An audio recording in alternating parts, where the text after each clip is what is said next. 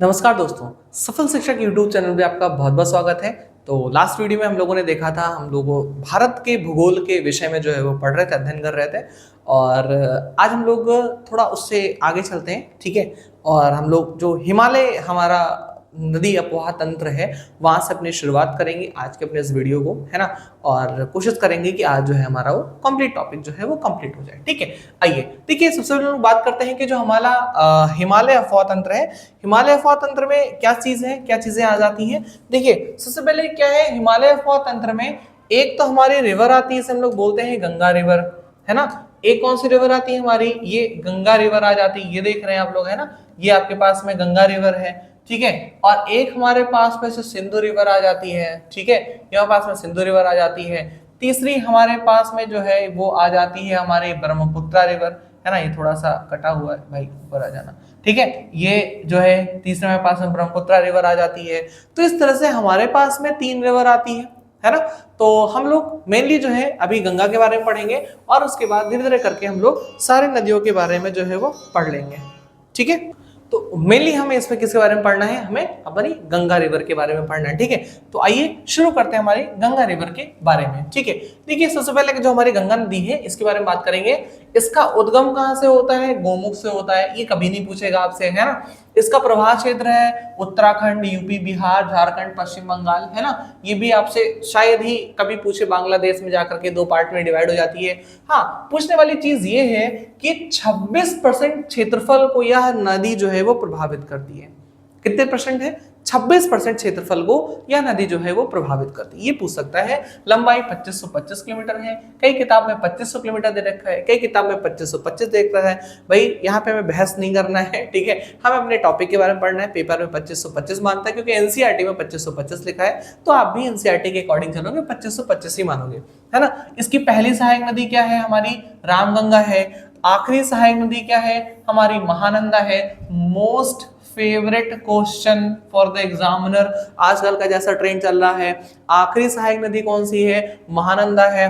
सबसे बड़ी सहायक नदी कौन सी है, घाघरा। बड़ी का मतलब जिसने अफवाह पानी ज्यादा हो, घाघरा रिवर है ना। अच्छा, सबसे लंबी सहायक नदी कौन सी है हमारी, यमुना है। तो ये 3-4 पार्ट आप जरूर याद रख लेना गंगा रिवर के बारे में, कि ध्यान रखिए कि इसका उद्गम गौमुख से होता है, प्रवाह उत्तराखंड, यूपी, बिहार, झारखंड, पश्चिम बंगाल, बांग्लादेश होता है। लंबाई इसकी 2525 किलोमीटर है। क्षेत्रफल जो है वो 26% क्षेत्रफल पर ये कार्य करती है। इसकी पहली सहायक नदी कौन सी है, रामगंगा है। आखिरी सहायक नदी कौन सी है, महानंदा है। सबसे बड़ी सहायक नदी कौन सी है, घाघरा है। और सबसे लंबी सहायक नदी कौन सी है हमारी, यमुना है। मेरी इतनी बातें आपको समझ में आ रही है। चलिए हम लोग आगे चलते हैं। ये ध्यान दीजिएगा, हम लोगों ने सिंधु नदी तंत्र के बारे में थोड़ी बहुत बातचीत कर ली है। अच्छा, गंगा रिवर को मैंने आई थिंक मैप पे नहीं बताया। हाँ, मैप पे देख लीजिए थोड़ा सा, मैंने मुझे लग रहा है मैं मैप बनाया नहीं, मैंने इसका मैप लगा ही दिया, ठीक है। तो इसको थोड़ा सा हम एक बार कलर थोड़ा ब्लैक चूज करते हैं ताकि मैं एक बार बना सकूं, ठीक है। ये देखिए, ये गंगा रिवर है, ये यहाँ से निकल रही है ना। आपको ब्लैक कलर थोड़ा सा ज्यादा अच्छा दिखाई देगा, ठीक है। ये समझिएगा, ये रिवर है ना, ये पंजाकार डेल्टा बना रही है यहाँ पे आकर के। ये तो हमारी बात की चीजें हैं कि डेल्टा वगैरह हमें पढ़ना है कि क्या होता है, कैसे होता है, ठीक है। और इस पे मुझे लग रहा है ये कलर थोड़ा ज्यादा आपको समझ में आएगा। देखिए, यमुना रिवर जो है वो यहाँ से निकल रही है, ऐसे करके, ऐसे ऐसे देखिए, यहाँ से आते आते और यहाँ पे रिवर में मिल जा रही है। यमुना नदी सबसे लंबी सहायक नदी है, यमुना रिवर सबसे लंबी सहायक रिवर है, ठीक है। अब यमुना में देखो, एक तो मिल रही है हमारे पास में चंबल, सिंध, फिर बेतवा, फिर केन। चंबल, सिंध, बेतवा, केन, ये मिलती है, ठीक है। अच्छा, और ध्यान दीजिएगा, इसमें जो इधर से मिल रही सबसे पहले रामगंगा, फिर उसके बाद कौन सी मिल रही है, गोमती, फिर कौन सी मिल रही है आपकी, घाघरा, फिर आपकी कौन सी मिल रही है, गंडक, फिर कौन सी मिल रही है आपकी, कोसी, ठीक है। तो ध्यान रखिएगा, सबसे लंबी सहायक नदी में हमारी यमुना रिवर आ जा रही है। यमुना की सहायक नदी है चंबल, सिंध, बेतवा, है ना, केन, ठीक है। अच्छा, इधर की हम लोग बात करें तो रामगंगा, गोमती, घाघरा, ठीक है, गंडक, और उसके बाद कौन सी आपकी, कोसी है। यहां पर देखिए, यहां पर जाकर के आपकी जो रिवर है ना, ये 2 पार्ट में टूट जा रही है। वेस्ट बंगाल में इसको हम लोग क्या बोल सकते हैं, यहाँ देखिए वेस्ट बंगाल में ये गंगा रिवर के नाम से जा रही है, बिल्कुल ये गंगा रिवर के नाम से जा रही है, लेकिन यहाँ पर देखिए ये पद्मा के नाम से जाती है ना। बांग्लादेश में क्या नाम हो जाता है इसका, पद्मा हो जाता है, यहाँ पे इसको हुबली भी कह देते हैं इसको, ठीक है। तो ये अपना नाम जो है लास्ट में जाकर के वो बदल लेती है, ठीक है। और सोन रिवर भी इसकी एक है, कोल और सोन रिवर भी इसकी एक सहायक नदी है। तो इंपॉर्टेंट है, ध्यान रखिएगा। 2525 की लंबाई है, सबसे लंबी आपकी यमुना रिवर है, सबसे ज्यादा पानी जो इसमें मिलाती है वो कौन सी आपकी घाघरा रिवर है, ठीक है। और सबसे पहले मिलने वाली इसमें रामगंगा है जो सबसे पहले मिल रही है, और सबसे सबसे आखिरी में एक तरह से आप कह सकते हो कि ये कोसी है, या यहाँ पर जाकर के ये रिवर आपकी सबसे लास्ट में इनकी मिल रही है, ठीक है। तो इस बात को थोड़ा सा ध्यान रखिएगा, मोस्ट इंपॉर्टेंट है, गंगा रिवर से संबंधित कई बार क्वेश्चन जो है वो आ चुका है ना। अच्छा, तो ये हम लोगों ने पढ़ लिया था एक बार में। ओके, नेक्स्ट आगे चलते हैं हम लोग। ये देखिए सिंध रिवर सिस्टम है ना, सिंध नदी तंत्र क्या कह रहा है। देखिए जो सिंध रिवर है ना, मैं कलर आई थिंक दिख रहा है, हाँ दिख रहा है, ठीक ठाक दिख रहा है भाई। यहां से देखिएगा है ना, ये यहां से हमारी जो है वो सिंध रिवर जो है एंट्री करती है, ये जास्कर रेंज है, जास्कर रेंज से ही मतलब ये हमारी एंट्री कर रही है। यहाँ पे एक जास्कर नाम की रिवर भी है जो जाकर के मिल रही है, जास्कर है सहायक नदी, सुरली है सहायक नदी, क्या है, जास्कर है, सुरली है ना। दमचौक से ये एंट्री करती है, मोस्ट इंपॉर्टेंट, जास्कर रेंज के दमचौक से एंट्री करती है। लेह इसी नदी के किनारे पे पड़ता है, कई बार पूछा गया है लेह किस नदी के किनारे पे पड़ता है, क्या सिंध पे पड़ता है, झेलम पे पड़ता है, चिनाब पे पड़ता है, रावी पे पड़ता है, तो कहां पे पड़ता है, हमारे सिंध रिवर के किनारे पे पड़ता है, ठीक है। यहाँ पे देखो शोंक रिवर है ना, और यहाँ पर सियाचिन ग्लेशियर है, यहाँ से नुब्रा रिवर निकलती है, तो ये शोंक और ये नुब्रा भी इसकी सहायक नदी है। फिर सिगार, मोस्ट इंपॉर्टेंट है, सिगार रिवर सबसे लंबी सहायक नदियों में से एक है, सिगार रिवर है ना, जो कि इसमें मिलती है, ठीक है। फिर गिलगित रिवर है, हुआ, फिर उसके बाद गिलगित रिवर है, गिलगित रिवर इसमें मिलती है, फिर काबुल मिलती है, और फिर जाकर के गोमल मिलती है। तो एक तो हम यहाँ से देख सकते हैं कि सर शोक मिलती है, नुब्रा मिलती है, सिगार, हुआ, गिलगित, काबुल और गोमल, ठीक है। फिर से ध्यान दीजिएगा कि कौन सी मिलती है हमारे पास में, शोक मिलती है, नुब्रा मिलती है, सिगार मिलती है, और गिलगित मिलती है, काबुल मिलती है, और गोमल मिलती है, ठीक है। ओके, यहाँ पे देखिए जास्कर और कौन सी मिलती है, सुरली मिलती है। अच्छा, फिर लास्ट में चेनाब रिवर मिलती है, कौन सी रिवर मिलती है, चेनाब रिवर। देखिए चेनाब रिवर जाकर के इसमें जो है वो मिष्ठान कोट के पास जो है मिल जाती है, ठीक है। अच्छा, ये एक वुलर झील है वेरीनाग के पास में, है ना, ये झेलम का प्रवेश द्वार है, झेलम यहीं से प्रवेश करती है, कहां से, वुलर झील वेरीनाग, ध्यान रखिएगा झेलम वुलर झील से जो है वहां पास में प्रवेश करती है। तो ये झेलम है ना, किरातंग, इसको किरात गंगा भी बोलते हैं, झेलम यहाँ से एंट्री करती है और चेनाब में आकर के अपना सारा जल जो है वो प्रभावित कर लेती है, सारा रिवर, ठीक है। अच्छा, ये देखिएगा ये भी जास्कर रेंज है, यहाँ से चंद्रा और भागा दो रिवर निकलती हैं जो आगे चल करके चिनाब रिवर का रूप ले लेती है, और चिनाब रिवर जो है अपना जो जल है वो सिंधु रिवर में मिला देती है, ठीक है। अच्छा, थोड़ा और दूर चलें, कुल्लू में जाएं तो कुल्लू में क्या कहते हैं, रोहतांग पास से तो व्यास रिवर निकलती है, इसके रोहतांग पास के पश्चिमी छोर से रावी रिवर निकलती है, कौन सी है, रावी रिवर निकलती है रोहतांग पास से, व्यास और कौन सी निकलती है, रावी निकलती है। इसी के पास में कुल्लू है, उल्लू के छोटे भाई कुल्लू है यहाँ पर, ठीक है। तो ये कुल्लू मनाली, या आप कुल्लू बोलते हो तो कुल्लू यहाँ पर है, यहाँ से दो रिवर निकलती है, एक रावी निकलती है और क्या निकलती है, व्यास निकलती है। रावी अपना सारा पानी ला करके चेनाब में मिला देती है, और व्यास भी अपना सारा पानी इसमें मिला देती है, आपके सतलज में मिला देती है। देखो ये व्यास रिवर आ रही है ना, ये पोंग डैम बनाती है, और पोंग डैम बनाने के बाद जो है वो इंदिरा गांधी नहर जो है जहां से निकाली गई है वहीं पे अपना सारा का सारा जल जो है ला करके वो हमारे सतलज में मिला देती है, और सतलज अपना पूरा का पूरा जल ला करके इसमें मिला दे रही है, हमारे चेनाब रिवर में मिला दे रही है, ठीक है। देखिए सतलज यहाँ से निकल रही है ना, ये वही एरिया है जिसे हम लोग बोलते हैं चेमायुंगडुंग ग्लेशियर या मानसरोवर वाला एरिया, मानसरोवर झील से, है ना। मानसरोवर झील एक बहुत ज्यादा बड़ा ग्लेशियर है, और मैक्सिमम रिवर जो है वो 12 मासी यहीं से निकलती है, क्योंकि इसमें आपको हमेशा पानी जो है मिलता रहेगा, ठीक है। तो ध्यान रखिएगा, यहाँ से सतलज रिवर निकलती है, सतलज रिवर आते आते आते आते जो है अपना सारा जो क्या कहते हैं जल है वो कहाँ मिला देती है, हमारे चिनाब रिवर में मिला देती है, ठीक है। अब इससे जो सबसे ज्यादा पूछे जाने वाला क्वेश्चन है इस पीपीटी से, है ना, इस पीपीटी से सबसे ज्यादा क्वेश्चन पूछे जाने वाला है इनका क्रम, उत्तर से दक्षिण की तरफ इनका क्रम। देखिए सबसे पहले ऊपर है कौन सी आपकी रिवर, सिंधु रिवर है, सबसे ऊपर कौन सी है, सिंधु रिवर है। उसके बाद झेलम है, उसके बाद कौन सी है, झेलम है। फिर आपकी चेनाब है, सिंधु झेलम चेनाब। फिर कौन सी आपकी रावी, कौन सी है, रावी है। फिर कौन सी है, व्यास है ना, फिर कौन सी आपकी व्यास है। और उसके बाद आपकी कौन सी है, सतलज है। ठीक है, तो SGC RVS, SGC RVS इसको कैसे भी याद कर सकते हो, याद कर लो। सबसे ऊपर सिंधु, फिर झेलम, फिर चेनाब, SBC, फिर उसके बाद RVS, रावी, ब्यास, और फिर क्या है आपकी सतलुज, है ना। SJC और RVS मोस्ट इंपॉर्टेंट है, कई बार ये पूछा गया है। अब ये क्वेश्चन थोड़े से पुराने हो गए, कहां से निकल रहे कहां जा रहे, नहीं अब ये नहीं पूछता, अब क्रम पूछता है उत्तर दक्षिण। जैसे आपने मान लीजिए याद कर लिया मोरियाना ट्रेंच हमारे प्रशांत महासागर में, नहीं पूछेगा। आपने याद कर लिया हवाई द्वीप के पास में, नहीं पूछेगा। वो ये पूछेगा किन दो प्लेटों के टकराने से या किन दो प्लेटों के दूर हटने से ये बना है। ठीक है, तो क्वेश्चन का जो ट्रेंड है वो काफी ज्यादा बदल रहा है, काफी ज्यादा बदल रहा है। इसलिए क्वेश्चन के ट्रेंड को ध्यान में रखते हुए SGC और RVS ऐसे याद रखिएगा, SGC और RVS क्रम है इसका, ये ध्यान रखिएगा। हाँ जी, चलिए आगे हम लोग चलते हैं। आगे देखिएगा कुछ नदियों के प्राचीन नाम। देखिए यहाँ पर हम लोगों ने दोअब के बारे में भी लिखा है, यहाँ पे प्राचीन नाम लिखा है।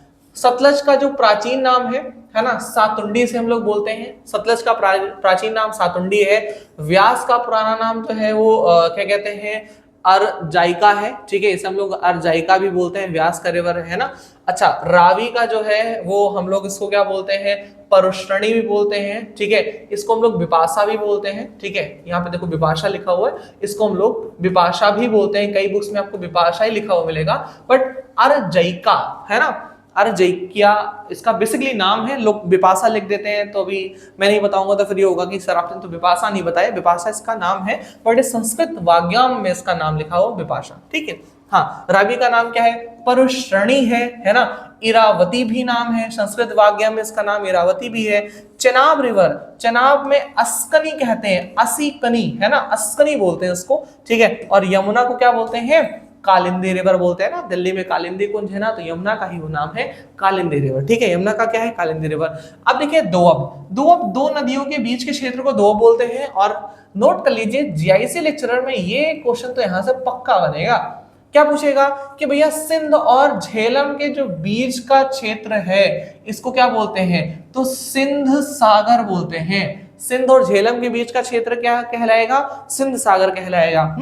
झेलम और चेनाब के बीच का, देखो चेनाब का चा ले लिया और झेलम का जा ले लिया है ना, तो चाज बोल दिया। कौन सा दोअब बोल दिया, चाज दोअब बोल दिया। ठीक है, चेनाब और रावी के बीच का क्षेत्र, चेनाब और रावी के बीच का क्षेत्र रचना, चा यहां से उठाया, रा यहां से उठाया और ना यहां से उठाया, तो रचना किसका, चेनाब और रावी के बीच के क्षेत्र को क्या बोल दिया, रचना बोल दिया। ठीक है, अच्छा, ब्यास और रावी के क्षेत्र को, रावी का बा उठाया और यहां से रा उठा लिया, तो ब्यास को क्या बोल दिया, बारी बोल दिया। ब्यास और रावी के क्षेत्र को क्या बोल दिया, बारी बोल दिया। और सबसे ज्यादा पूछा जाने वाला क्वेश्चन है बिस्ट, सतलज और ब्यास के क्षेत्र को क्या बोलते हैं, बिस्ट बोलते हैं। सतलज और ब्यास के क्षेत्र को बिस्ट बोलते हैं। कई बार क्वेश्चन जो है पूछा है दोअब से। हाँ जी, आगे चलते हैं। देखिए ब्रह्मपुत्र नदी तंत्र बहुत इंपॉर्टेंट है यार, कई बार क्वेश्चन आ चुका है। ये आता कहां से, ये कैलाश रिवर से, कैलाश पर्वत से जो है निकलता है, कैलाश मानसरोवर, इसे चेमा युंगडुंग ग्लेशियर भी बोल सकते हैं।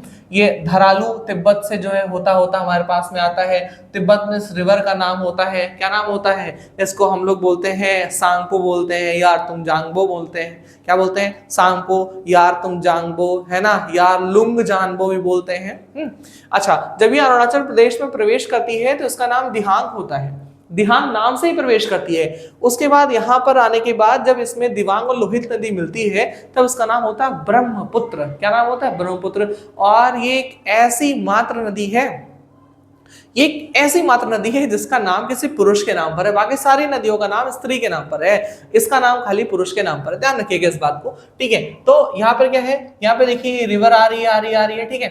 अब इसमें सबसे पहले दिबांग रिवर मिलती है ना, जो कि मिश्मी पहाड़ियों से निकलती है। कहां से? मिश्मी पहाड़ी से निकलती है। लोहित रिवर है जिस पर ढोला सादिया पुल बना हुआ है ना, सबसे बड़ा नदी पुल ढोला सादिया किस रिवर पे है? लोहित रिवर पे है। लोहित किसकी सहायक नदी है? हमारी ब्रह्मपुत्र की सहायक नदी है, ध्यान रखिएगा। फिर अगला है दिसांग, फिर है दीखू, धनसिरी, कोपाली, केलांग, ये सब इसके सहायक नदियां हैं, ध्यान रखिएगा। और इसमें से दीफू और धनसिरी कहां से निकलती हैं? नागा पहाड़ियों से निकलती हैं, इस बात को भी ध्यान रखिएगा, ठीक है। अच्छा, उसके बाद ध्यान रखिएगा, इधर से आ जाए तो सुवनसिरी है ना, फिर कामेंग, इसमें काजीरंगा, पखुई, वन्यजीव अभ्यारण्य सब इसी के इधर में है, ठीक है। फिर मानस असम का है ना, मानस नेशनल पार्क भी यहीं पर है, ठीक है। फिर यहाँ पर क्या है आपका राकोश होना चाहिए, है ना, शाकोश नहीं राकोश होना चाहिए, है ना। ये आपका राकोश नाम की रिवर है जो उसमें मिल रही है ना। और ये देखिए रंगीत रिवर मिल रही है, तीस्ता रिवर मिल रही है, तो ये सारी इसकी ही सहायक नदी है। पश्चिम बंगाल तथा सिक्किम की सीमा बनाती है कौन सी? तीस्ता। कई बार क्वेश्चन आया है कि पश्चिम बंगाल और सिक्किम की जो सीमा है वो कौन सी रिवर बनाती है, तो वो तीस्ता रिवर बनाती है। किसकी? पश्चिम बंगाल और हमारे किसकी सीमा बेटा? हमारे पश्चिम बंगाल और सिक्किम की सीमा कौन सी बनाती है? तीस्ता। अब देखो पद्मा भी इसमें आकर के जो है वो अपना जल योजित कर रही है, यानी ये रिवर अगर हम लोग एक नजर में देखना चाहें तो एक नजर में कैसे देख सकते हैं, आइए ध्यान देते हैं कि सबसे पहले जो हमारे ब्रह्मपुत्र रिवर है कैलाश पर्वत से निकलती है, चेमा युंगडुंग ग्लेशियर से निकलती है, धरालू नाम से तिब्बत में बहती है, यारतुंग जांगबो सांगपो नाम से तिब्बत में बहती है। जब इंडिया में प्रवेश करती है अरुणाचल प्रदेश में तो उसका नाम दिहांग होता है। दिहांग के बाद ये ब्रह्मपुत्र नाम से आ जाती है नीचे। इसमें सबसे पहले दिवांग नाम की रिवर मिलती है, फिर लोहित मिलती है, दिसांग मिलती है, दिखू मिलती है, धनसेरी मिलती है, कोपाली मिलती है, केलांग मिलती है। फिर ऊपर से आ जाओ तो सुवनसिरी, कामेंग, और फिर कौन सी मिलती है? मानस रिवर मिलती है, राकोश मिलती है ना। फिर कौन सी मिलती है? रंगीत मिलती है, तीस्ता रिवर मिलती है। फिर नीचे से मेघना, फेनी जो त्रिपुरा की एक बढ़िया नदी है मिलती है, ठीक है। तो ये सारी रिवर इसकी एक तरह से सहायक रिवर है, ठीक है, ध्यान रखिएगा। बहुत बार ये क्वेश्चन पूछा हुआ है। मणिपुर पहाड़ियों से निकलने वाली बराक जो कि सुरमा घाटी में एक जो है वो क्या कहते हैं चापाकार आकृति बनाती है, ये भी जो है ये इसमें जाकर के मेघना में मिलती है और मेघना जाकर के हमारे ब्रह्मपुत्र रिवर में मिलती है, ठीक है। जो उम्मीद है इतनी चीजें आपको समझ में आ रही होंगी, कहां से कौन सी रिवर कैसे जो है वो हमारे पास में मिल जाती है, ठीक है। हाँ जी, ब्रह्मपुत्र नदी तंत्र देखिए मैंने बता दिया भैया, उसका उद्गम कहाँ से है? कैलाश पर्वत से, मानसरोवर झील से, चेमा युंगडुंग ग्लेशियर से है। नाम क्या है? सांगपो नाम है। 1200 किलोमीटर तिब्बत में बहती तब तक नाम सांगपो होता है। फिर धरालो होता है, यारलुंग जानपो होता है, दिहांग होता है, जमुना बांग्लादेश में इसको बोलते हैं, ठीक है। फिर उसके बाद क्या है? इसकी लंबाई, कुल लंबाई 2900 किलोमीटर है। भारत में 907 किलोमीटर है। नदी द्वीप बनाती है माजली जो विश्व का सबसे बड़ा नदी द्वीप है ना। और उसके बाद क्या है? ओमानंदा जो विश्व का सबसे छोटा नदी द्वीप है जिसपे मानव निवास करते हैं। कोई सर हमारे यहाँ नदी इतना छोटा द्वीप बनाती है उस पे लोग निवास नहीं करते, इस पे लोग निवास करते हैं ओमानंदा पे, ठीक है। तो सबसे छोटा नदी द्वीप ओमानंदा इसी के द्वारा बनाया जाता है, सबसे बड़ा नदी द्वीप इसी के द्वारा बनाया जाता है, इस बात को ध्यान रखिएगा। आगे चलते हैं हम लोग, नेक्स्ट हमारे पास में है प्रायद्वीपीय अपवाह तंत्र में आ जाइए। गोदावरी, 3 रिवर हम लोगों ने पढ़ लिया, अब हम लोग को बारी किसकी है? गोदावरी पढ़ने की बारी है। हाँ जी, तो गोदावरी जो है ध्यान रखिए, एक सेकेंड,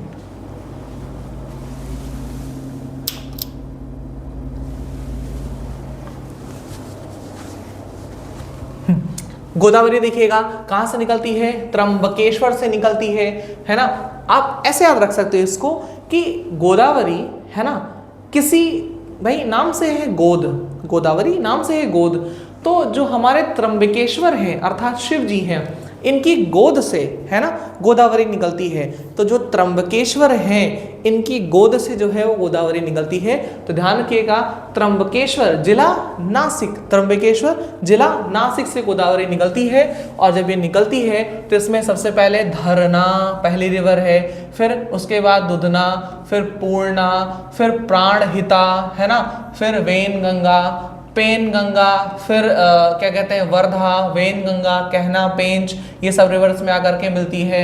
इंद्रावती इसकी सबसे सबसे लंबी सहायक नदियों में से एक है ना। फिर सिलेरू मिलती है, सबरी मिलती है इसमें जा करके, ठीक है। और एक मानेर रिवर मिलती है, मंजिरा रिवर मिलती है और मूला रिवर मिलती है। इतनी इसकी तो सहायक नदियां हैं।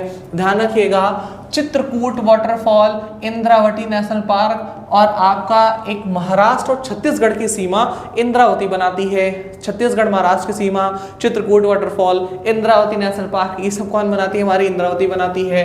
अजंता के पास से पेन गंगा निकलती है, अजंता की गुफा के पास से पेन गंगा निकलती है, ठीक है। और ये एलोरा है, अजंता, एलोरा, सतपुड़ा, ये सब ऐसे ही रेंज से यहाँ से जो है आपकी वर्धा रिवर निकलती है।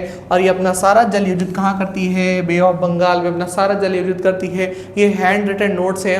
अगर आपको ये चाहिए तो आप टेलीग्राम चैनल या तो आप इस नंबर पर मैसेज कर सकते हैं, है ना, जिससे आपको ये सारी चीज़ें जो है वो प्राप्त हो जाएंगी।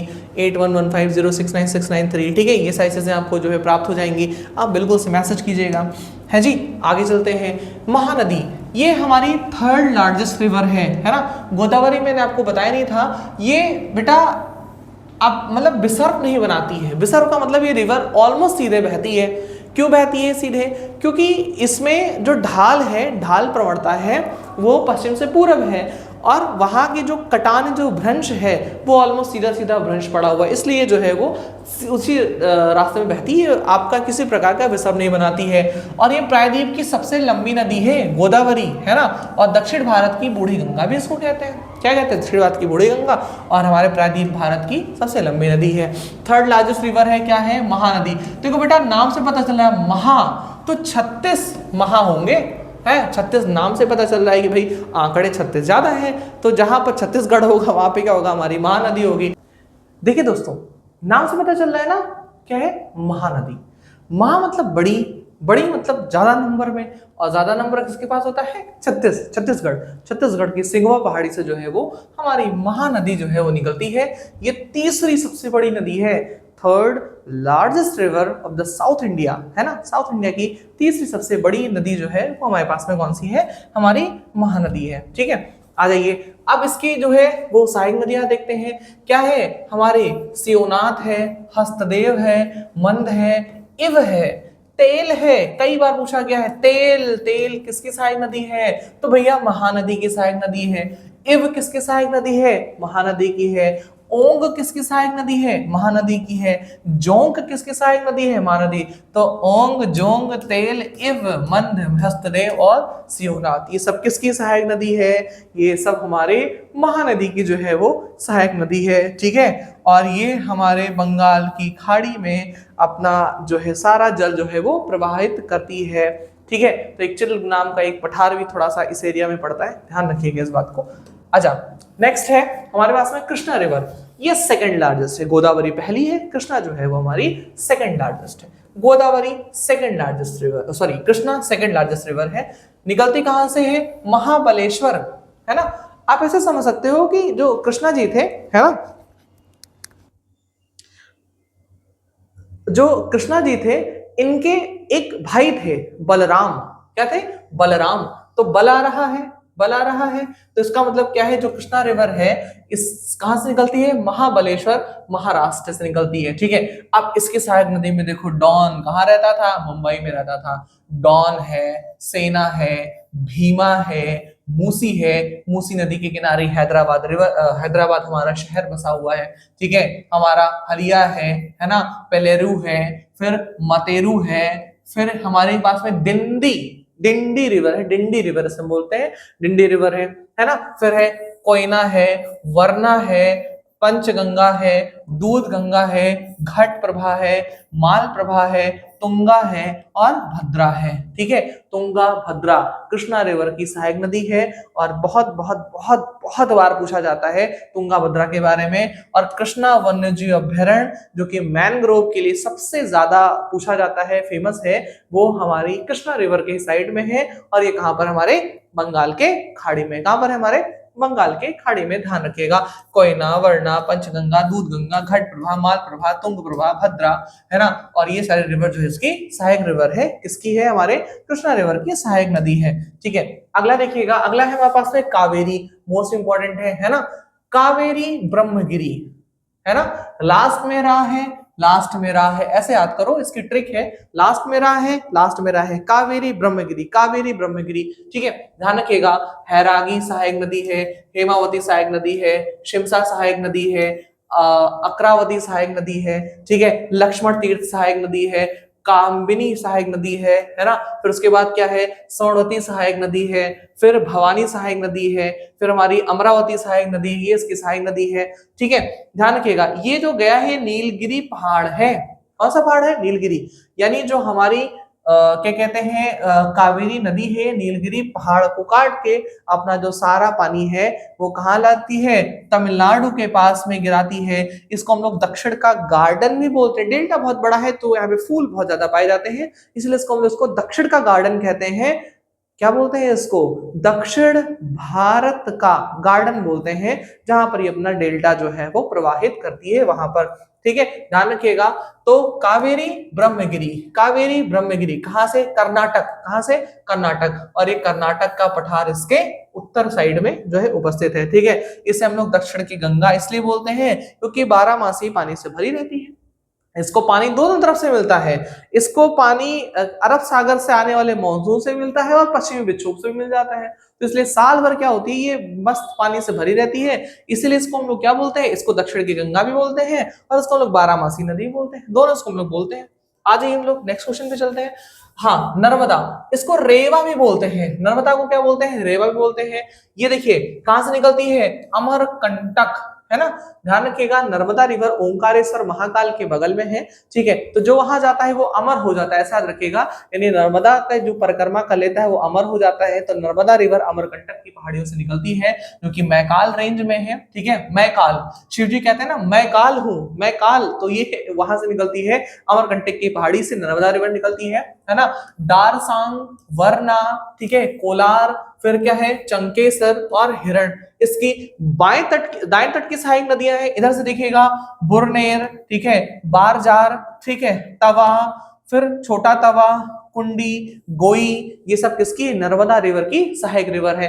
मोस्ट इंपॉर्टेंट है तवा और छोटा तवा, तवा और छोटा तवा बहुत बार पूछी गई, छोटी रिवर है लेकिन कई बार पूछा गया इसको कि तवा और छोटा तवा जो है वो किसकी सहायक नदियां हैं। ठीक है, समझ में आ रही बात। और ये अपना जो सारा पानी है वो कहाँ ले जाती है? हमारे खंबात की खाड़ी में ज्वार नदमुख बना करके, एस्चुरी बना करके जो है ये अपना सारा पानी जो है वो डिसॉल्व कर देती है। ठीक है, आइए आगे चलते हैं। अगला है नर्मदा रिवर के बारे में कुछ महत्वपूर्ण तथ्य। क्या है? यह विंध्यन तथा सतपुड़ा के भ्रंश में बहती है। भ्रंश का मतलब होता है कि एक पहाड़ ऐसा है ना, और दूसरा पहाड़ इसके इधर साइड में है, दोनों ने एक दूसरे से दूर हटने की कोशिश करी और बीच में जो घाटी जो है वो अंदर के साइड में दब गई। इसको हम लोग क्या बोलते हैं? इसको हम लोग बोलते हैं भ्रंश घाटी।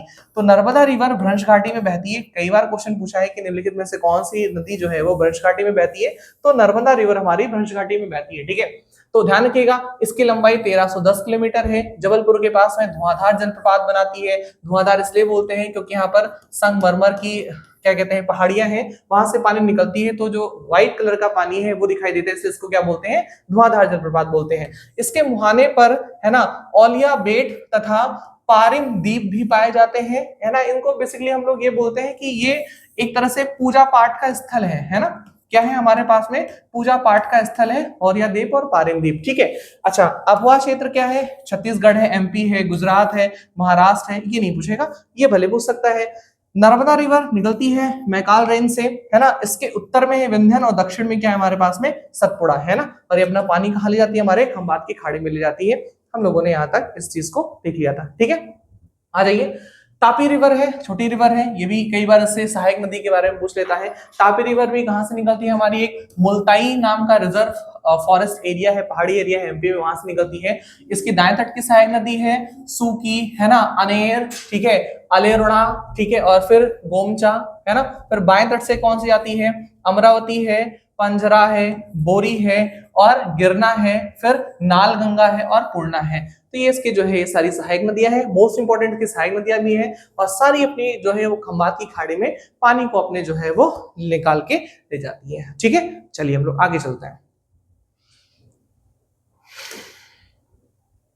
ठीक, अब आगे चलने में थोड़ा ये सीन है कि हमें इसका थोड़ा क्रम याद रखना है। सबसे पहले साबरमती रिवर है, फिर माही रिवर है, फिर नर्मदा रिवर है और फिर तापी रिवर है ना। यानी SMNT ऐसे याद रखेंगे, SMNT। कुछ आप ट्रिक बना लो है ना, सीधे मौत से नाता तेरा, है ना, ऐसे कर सकते हैं, सीधे मौत से नाता तेरा। तो साबरमती, माही, नर्मदा और तापी, ये इसका क्रम है। ये कई बार पूछा गया है। ठीक है, कर्क रेखा को माही रिवर 2 बार काटती है, देखिए लिखा हुआ है कर्क रेखा को माही रिवर जो है वो 2 बार काटती है, कई बार एग्जाम में भी पूछा गया है। थोड़ा सा इंपॉर्टेंट जो है ये भी बनता है। ठीक है, आ जाओ। लूनी रिवर क्या है, देखिए लूनी रिवर अरावली से निकलती है, जाहिर सी बात है, अरावली अजमेर जिसको भी काटा जा रहा था वहां से रिवर जो है निकलती है। पुष्कर वैली के नाम से जगह वहां से निकलती है। ठीक है, इसमें इधर से एक सिर्फ जर्जरी रिवर जो है आकर के मिलती है, इधर से सोगी रिवर है ना, सुकारी है, जवाई है और लीलारी रिवर है। ठीक है, तो ये हमारी जो क्या कहते हैं लूनी रिवर है, इनकी सारी सहायक नदियां हैं। ये रिवर अपना पानी कहीं नहीं गिराती है, ये कच्छ के रण में जो है वो सूख जाती है ऐसा बोलते हैं, या मतलब धरती के अंदर बहने लगती है, इसे हम लोग क्या बोलते हैं, लूनी रिवर बोलते हैं। और इसको हम लोग सागरमती बोलते हैं। सागरमती मतलब सागर में ये समाहित नहीं हो पाई, इसलिए हम लोग क्या बोलते हैं, सागरमती बोलते हैं। लूनी रिवर काफी इंपॉर्टेंट है। हाँ जी, अब देखिए एक जो हमारे पश्चिम की तरफ बहने वाली नदियां हैं, इनका ये क्रम है, कई बार ये पूछा गया है। छोटी नदियां भी हैं, देखिए लूनी है, साबरमती है, नर्मदा है ना, लूनी, साबरमती, नर्मदा, फिर बैतरणी, फिर मांडोवी, बेऊती, शरावती, कालिंदी, जिसे हम लोग काली रिवर भी बोलते हैं।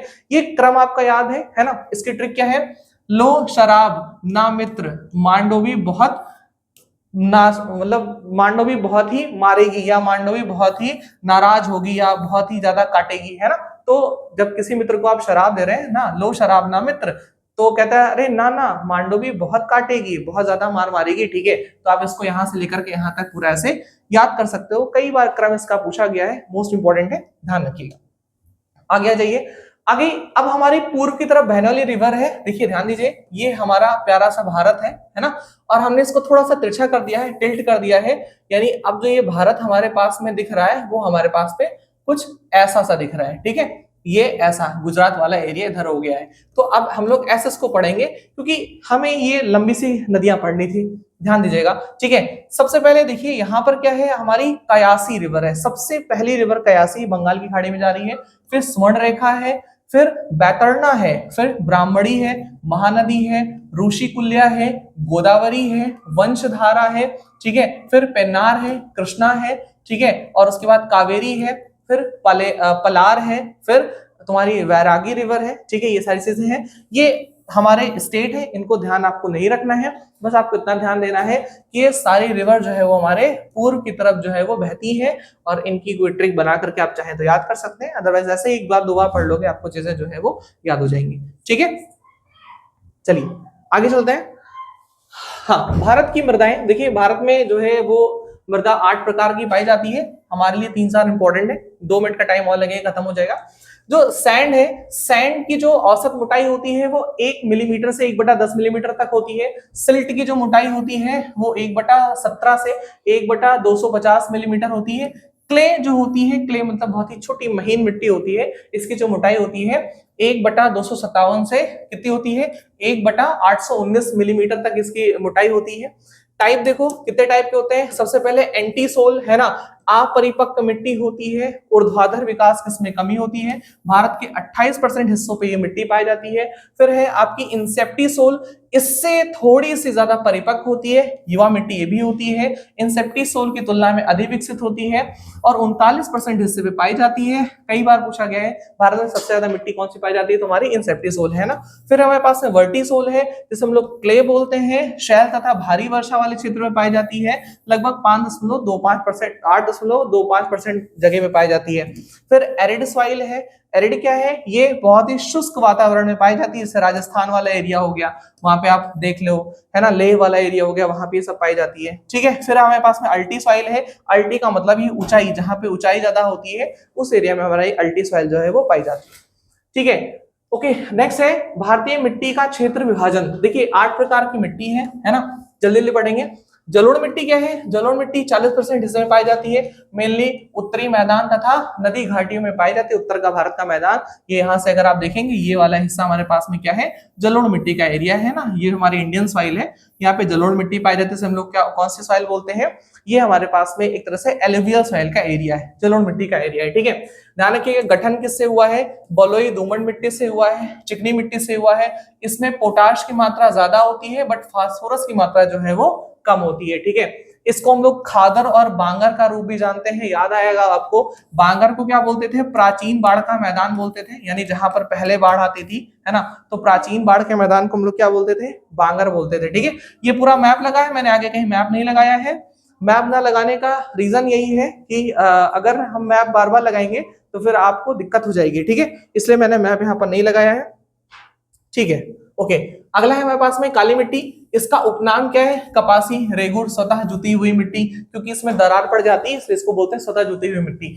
चूना, लोहा, मैग्नीशियम, एल्युमिनियम, पोटास, इनकी मात्रा ज्यादा पाई जाती है, और फास्फोरस, नाइट्रोजन, जैव पदार्थ की मात्रा जो है कम पाई जाती है। कई बार ये पूछा है, जैव पदार्थ मतलब इसमें कोई भी खनिज तेल वगैरह नहीं पाया जाएगा। इनका काला रंग किसकी वजह से होता है, टाइटेनी फेरस और मैग्नेटाइट हाइड्रेटेड कोलाइट्स की वजह से होता है। कोलाइट का मतलब होता है इसमें जो है वो चीजें घुली हुई रहती हैं। कोलाइट का मतलब जो मैग्नेटाइट हाइड्रेटेड रहता है इसमें घुली हुई रहती हैं। टाइटेनी फेरस का मतलब जो लोहे के पार्टिकल्स हैं वो जो है वो घुले हुए रहते हैं। ठीक है, तो ध्यान रखिएगा। अगला है, हाँ, लाल तथा पीली मिट्टी इंपॉर्टेंट है। देखो ये आग्नेय चट्टान के रवेदार के रूप में जहां होती थी वहीं पर ये पाई जाती थी। ठीक है, नाइट्रोजन फास्फोरस किसमें कमी होती है, इनका लाल रंग यही पूछता है मेनली, इसमें किसके वजह से होता है, लौह ऑक्साइड के कारण। अब लोहे का कोई भी ऑक्साइड दे देगा उसकी की जो कलर है वो लाल हो जाएगा। 52 ऑक्साइड होते हैं, कोई सा भी उठा के दे देगा, ध्यान रखिएगा लौह ऑक्साइड होगा। अगला है लेटराइट मिट्टी। नाम से पता चल रहा है लेटर, इसका मतलब होता है ईंट, है ना। लेटर का मतलब क्या होता है, इसका अर्थ होता है ईंट, यानी ये मिट्टी खेती के लिए नहीं बनी है, इससे हम लोग सिर्फ ईंट बना सकते हैं क्योंकि इसमें चूना, सिलिका की मात्रा कम होती है, लौह ऑक्साइड, एल्युमिनियम की मात्रा ज्यादा होती है। ठीक है, ये मिट्टी कृषि के लिए नहीं बनी, इससे मेनली क्या करते हैं हम लोग, ईंट का निर्माण करते हैं, ओनली ईंट बनाते हैं इससे। ठीक, ओके। एक स्लाइड और बची है ना। शुष्क मृदा कौन सी होती है, इसका रंग जो है वो भूरा होता है। रेगिस्तान में अगर आप देखे होगे तो इसका रंग भूरा होता है। प्राकृतिक रूप में बलुई या लवणीय मृदा के रूप में जो है पाई जाती है। ह्यूमस की मात्रा और नाइट्रोजन की मात्रा इसमें कम होती है ना।